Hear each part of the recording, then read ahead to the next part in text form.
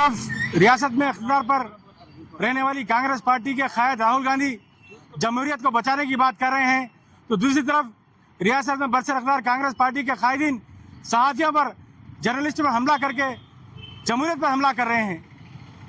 ये कैसे मुमकिन है? एक तरफ उनकी क़यादत जमहूरियत को बचाने की बात कर रही है, तो दूसरी तरफ चीफ मिनिस्टर उनके काबिल रफ़्क़ा जर्नलिस्टों पर हमला करते हुए, उनको गिरफ्तार करते हुए, उन पर झूठे मुकदमे दर्ज करते हुए उसी जमहूरियत पर हमला कर रहे हैं।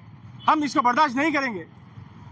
तमाम रियासत में सहाफ़ी आज एक आवाज़ में कह रहे हैं कि NTV के जो जर्नलिस्टों पर 3 जर्नलिस्टों को गिरफ्तार किया गया है, उन पर जो मुकदमा दर्ज किया गया उसको वापस लिया जाए और उनको फौरी रिहा किया जाए।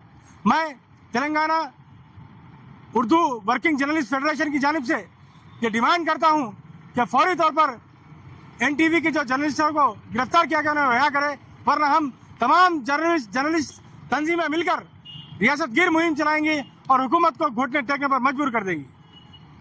నిన్న అర్ధరాత్రి ఎన్టీవీ జర్నలిస్టులు అయినటువంటి సీనియర్ జర్నలిస్టులు దొంతు రమేష్, చారి, అదేవిధంగా సుధీర్లను అరెస్ట్ చేయడాన్ని మహబూబ్నగర్ జర్నలిస్టులందరూ ఏకతాటిపైకి వచ్చి తీవ్రంగా ఖండిస్తున్నారు.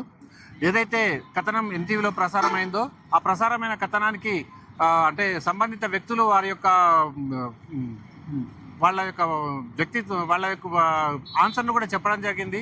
అంటే ఇది తప్పుడు కథనం అని చెప్పి వాళ్ళ ఉద్దేశం ప్రకారం వాళ్ళు మాట్లాడడం జరిగింది. దాన్ని కూడా ఎన్టీవీలో రిజైండర్గా ప్రసారం చేయడం జరిగింది. ఇట్లా రిజైండర్గా ప్రసారం చేసిన తర్వాత ఎలాంటి చర్యలు ఉండకూడదు సామాన్యంగా ప్రజాస్వామ్యంలో.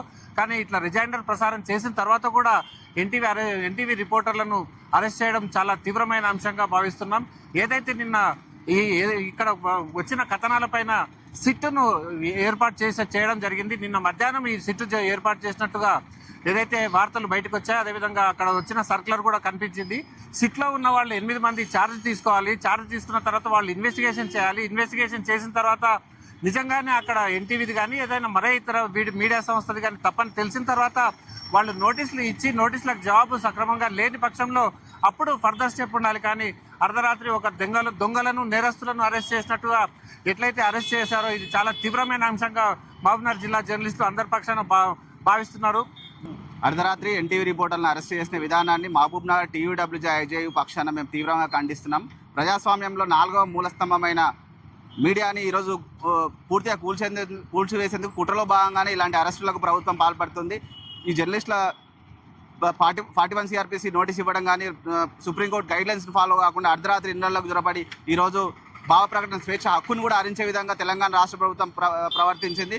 పూర్తిగా పండగ వాతావరణం, ఈరోజు ప్రభుత్వం కానీ ప్రజలు కానీ పండగ వాతావరణం ఉన్న సందర్భంలో జర్నలిస్టుల కుటుంబాల్లో సంతోషాన్ని లేకుండా ఈరోజు ప్రభుత్వం ఇలా అరెస్ట్ చేసే విధానాన్ని TUWJIJU తీవ్రంగా ఖండిస్తూ ఉంది.